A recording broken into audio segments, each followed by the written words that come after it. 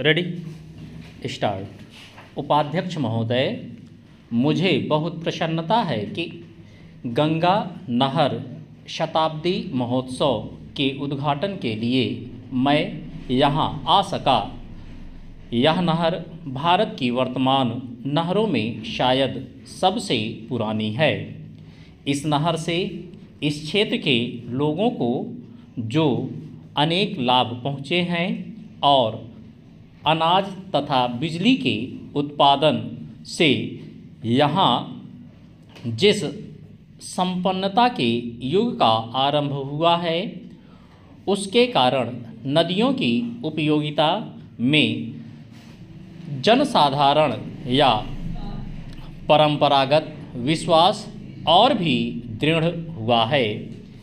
इस देश में नदियों को सदा ही महत्वपूर्ण स्थान दिया जाता है।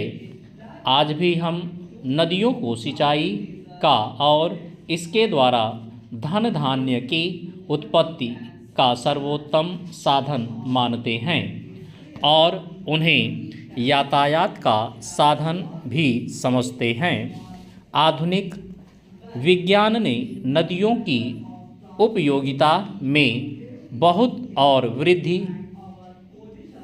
कर दी है,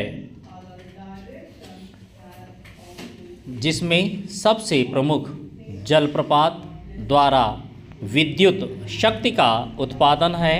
हमारे देश में नदियों का जाल बिछा हुआ है। मैं समझता हूँ कि सिंचाई की दृष्टि से संसार में भारत का स्थान दूसरा है।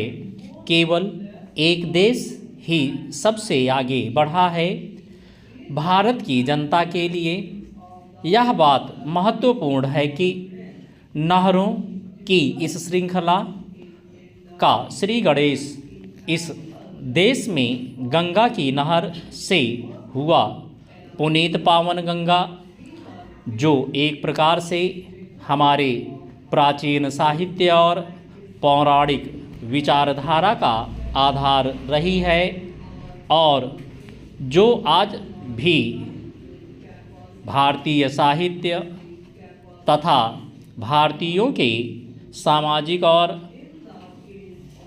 धार्मिक रीति रिवाजों पर छाई हुई है, हमारे इतिहास में एक विशेष स्थान रखती है। अब से हजारों वर्ष पूर्व भी यहाँ के लोग गंगा को पावनता का स्रोत और वरदानदात्री मानते थे। इसीलिए आज यदि वास्तव में भारत के सबसे बड़े राज्य के एक भाग में अपनी संपन्नता गंगा की नहर से प्राप्त की है, तो हम यही कह सकते हैं कि पुरातन विचारधारा इतिहास के रूप में प्रकट हुई है। यह तथ्य चाहे एक संयोग मात्र ही हो, किंतु हम सब के लिए निश्चय ही इसका महत्व है। संभव है कुछ लोग सोचें कि 100 वर्ष पुरानी किसी घटना को इस प्रकार सामने लाकर उत्सव के रूप में मनाने का क्या अभिप्राय है। ऐसी शंका का आधार मानव स्वभाव से अनभिज्ञ और प्रेरणा के एक महत्वपूर्ण स्रोत को ग्रहण न करने की इच्छा ही हो सकती है। बीती बातों पर विवेकपूर्ण विचार का अपना ही महत्व है।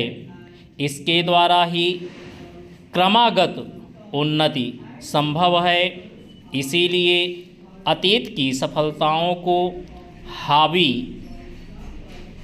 भावी प्रगति की नींव माना जाता है। आप मुझसे सहमत होंगे कि गंगा नहर मानव कल्याण और वैज्ञानिक विकास दोनों की दृष्टियों से एक महान सफलता है।